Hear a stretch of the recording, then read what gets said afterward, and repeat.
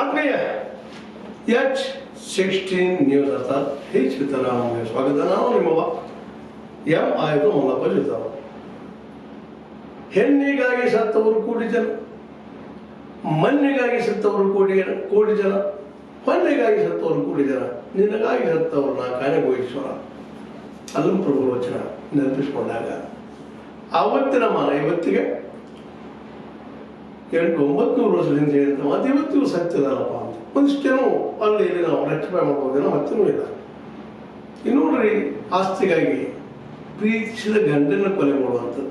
ಅದು ಒಬ್ಬ IGDIG ಆಗಿ ರಿಟೈರ್ ಆದಂಥ ಅತ್ಯುನ್ನತ ವ್ಯಕ್ತಿ.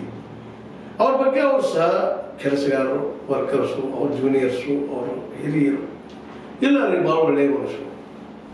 ಓಂ ಪ್ರಕಾಶ್ ಅಂತ ಮನುಷ್ಯ ನಮ್ಮ ಸಿಗಲಿಕ್ಕೆ ಸಾಧ್ಯ ಇಲ್ಲ ಅನ್ನುವಂಥದ್ದು ನಾವಿವತ್ತು ಕೇಳ್ತಾ ಇದ್ದೀವಿ.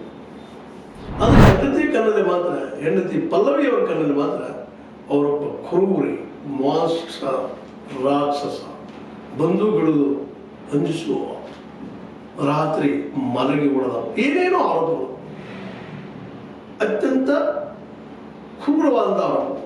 ಅದೇ ರೀತಿಯ ಕ್ರೂರವಾದ ಕಗ್ಗೊಲೆಯಿಂದ ಹೋಗ್ಬಿಟ್ಟದ. ಅದು ಹೆಂಡತಿಯಿಂದ ಮಗಳ ಪಾತ್ರ ಗೊತ್ತಾಗಿಲ್ಲ. ಅವರ ಮಿತ್ರರು, ಓಂ ಪ್ರಕಾಶ್ ಅವರ ಮಿತ್ರೊಬ್ಬರು ಇಂಟರ್ವ್ಯೂ ಕೊಡ್ತಾ ಇದ್ರು.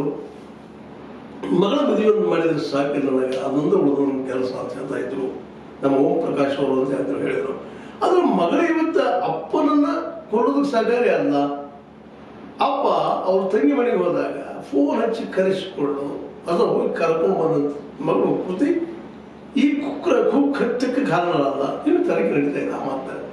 ಇದೆಲ್ಲ ನೆನೆಸ್ಕೊಂಡಾಗ ಯಾರಿಗಾದ್ರೂ ಗಾಬರಿ ಆಗ್ತದೆ. ಯಾಕಪ್ಪ, ಯಾರು ಸೊಲಾಗಪ್ಪ ಎಲ್ಲ ಆಸ್ತಿ ಮಾಡೋದು. ಈಗ ಹೋಗಿದ್ರ ಸಾಕಷ್ಟು ಆಸ್ತಿ ಮಾಡಿದ್ರು, ತಪ್ಪು ಸಣ್ಣ ಗೊತ್ತಿಲ್ಲ ನನಗೆ.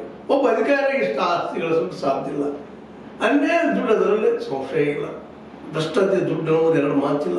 ಯಾಕಂದ್ರೆ ಎಲ್ಲ ಕಡೆ ಭೂಮಿ, ಎಲ್ಲಿ ಯಾವ ಜಿಲ್ಲೆಗೆ ಹೋದ್ರೆ ಎಲ್ಲ ಕಡೆ ಭೂಮಿ ಹೇಳ್ಬೋದು. ಅವರು ಸಹ ವರ್ಕರ್ಸ್ ಹೇಳ್ಬೋದು, ಇಲ್ಲ ರೀ ಇದು ಭ್ರಷ್ಟರಾಗಿಲ್ಲ, ಆಗಿಲ್ಲ ಅನ್ನೋ ಸಹಿತ ಅವ್ರು ಹೇಳೋದು ಧೈರ್ಯ ಇರಲಿಲ್ಲ. ಆ ಮಾತೆಲ್ಲ ಇಂಟರ್ವ್ಯೂ ನೋಡಿದಾಗ ಎಷ್ಟು ಆಸ್ತಿ ಗಳಿಸೋದು ಅಂತ. ಈಗ ಏನು ಆಸ್ತಿ ಬಂತು ಅವ್ರಿಗೆ, ಸ್ವತಃ ಅವನು ಹೇಳ್ತೀನಿ ಅವ್ನು ಕೊಲೆಗಾಗ್ತಿದ್ದಾಗ ಇದಕ್ಕೆ ಹೋಗ್ತಾನಂತ ಬಸವಣ್ಣ ಮಕ್ಕಳು ಹೇಳ್ತಾರ, ನೀವು ಕೇಳಿದ್ರಿ, ನಾವು ಓದಿದ್ದೀವಿ. ಹೊಲ ಅಲ್ಲ ಎದ್ದ ಮೇಲೆ ಶುರು ಮಾಡಿದ್ರೆ ಅದು ಬೇರೆಯೇ